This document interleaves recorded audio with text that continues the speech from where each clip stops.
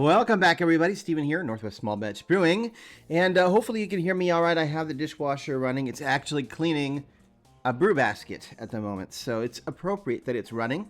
I just hope it doesn't make a lot of noise in the background for you.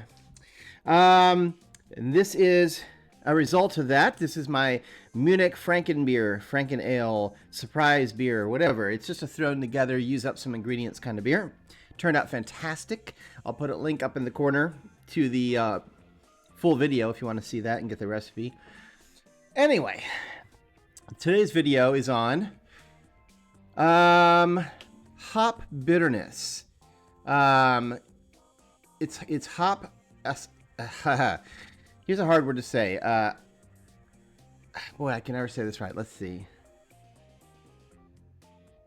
Hop isomerization. Today's video is about hop isomerization. And I'm going to say that word wrong about 10 times through this video, so bear with me. Isomerization. So what is that? I mean, it's basically bitterness.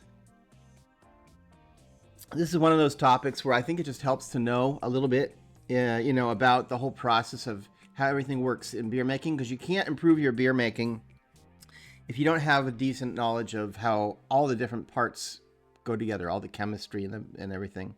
So isomerization is basically a molecule that's transformed, and it's transformed into a different molecule with the same number of atoms, but they're arranged differently. That is isomerization. Boy, I'm going to struggle with this word. So we're specifically talking about hops when we talk about this particular chemical reaction. So hops, most of us know. If you don't, hops have this yellowy kind of powder in them. It's almost like what you see in flowers, like pollen. And it is called alpha acid. Well, that's what we're going to refer to it as. There's other stuff in hops as well, but the alpha acids, during the process of being heated up, they isomerize. Is that a word? Isomerize? Anyway, they isomerize and change molecular, they change their molecular state, and turn into something else, and then become bitter. So that is where the bitterness comes from, hops. That's why you can dry hop, and you won't get a lot of bitterness. You're just going to get a lot of the flavor. So if you get the aroma and the flavor hops, and you're not heating them up, you're not going to extract and turn them into bitterness because you're not having that isomerization process. All right. So as I alluded to make this process happen, you need heat. And generally the way we do that in brewing, of course, is boiling, right? You boil the wort, toss in your hops at different points of, the timing, so that you can kind of get an idea of how much bitterness you're going to get based on the alpha acid that's in that hop for the period of time it's being heated. Whew, that's a lot.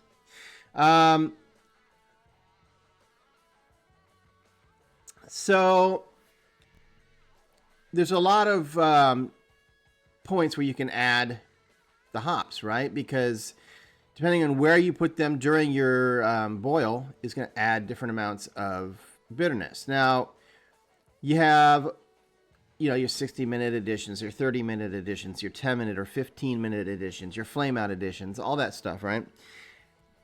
But as you get later on, as I was alluding to, like if you add a late addition or a flame-out addition, you're going to get a lot less of that isomerization. The interesting thing is that the transforming of that atom happens very quickly, or diminishes very quickly as you reduce the heat. So if you turn the heat off, you're at flame out, you're still going to get some bitterness from that, but it very quickly diminishes. You're not going to get very much. And then, of course, you have your steeping additions. So anything after you turn the flame out, and as it starts to cool, is very quickly going to lose the chance of catching any bitterness. So I have a math, and I'm going to put it up on the screen, I think. We'll see in editing what I do. But I have a little math equation here if you're curious how this all works. Because when you're, well, let me tell you the math, and I'll explain the easier way to do this. So first of all, what you're looking for is you'll hear this from a lot of brewers, a BU-GU. Well, what's a BU-GU?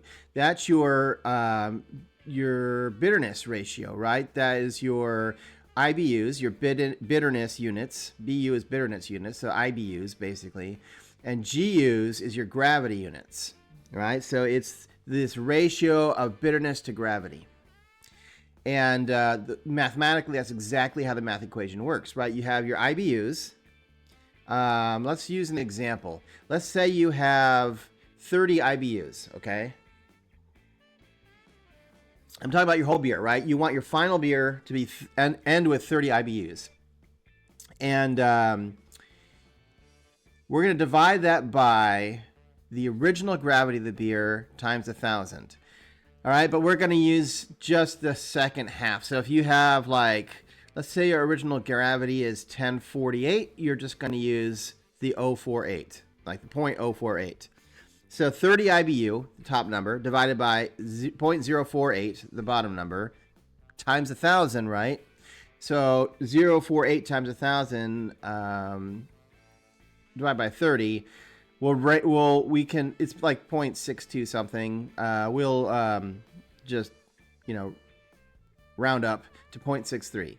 So in this case, based on the gravity and the IBU, your BU-GU ratio is 0.63. Now, how does that help you?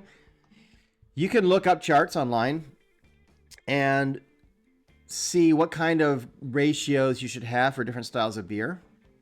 But guess what? For those of you who didn't know this was behind the scenes math on it, when you go look at the Beer Judge Certification Program guidelines for beer styles, or even the Brewers Association, they have their own that's very, very similar, but for whatever reason, they want their own style guidelines.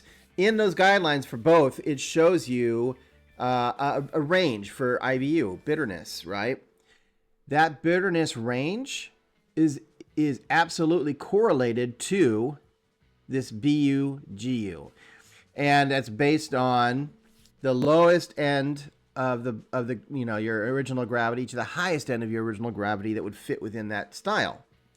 So instead of having to do the math on this and then look up at a chart and see where you fall on this ratio, if you're looking at the guidelines, just make sure that your recipe is within the guidelines of that IBU. If it says 30 to 50, make sure you're between 30 and 50 for your final gravity, and you're in it, right? You're in that BU-GU ratio. You can use either one, whatever you feel it works better for you. But I think the easier way is just to look at your final bittering, for the beer.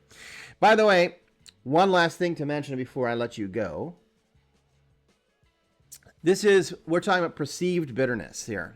All right. So this ratio, you always have to remember, is perceived bitterness. If you have a really high gravity stout, right? It's got a lot of malt in it. You might need a lot of IBUs in order to cut through that maltiness. So it may seem like a crazy amount of IBUs or bitterness for a stout, but you have to remember the perceived bitterness. All that sweet malt that's still in the stout is going to offset that bitterness. And so keep that in mind when you're looking at IBUs. You might think you can't just look at a beer and go, "Oh, it has 60 IBU. It's going to be unbelievably bitter." Well, it depends what style beer it is, right? Perceived bitterness. Anyway, that's all I got for you this week. I'll be back next week for another video or home brewing, full brew day or something along those lines. And until then, hope to see you soon. Keep on brewing.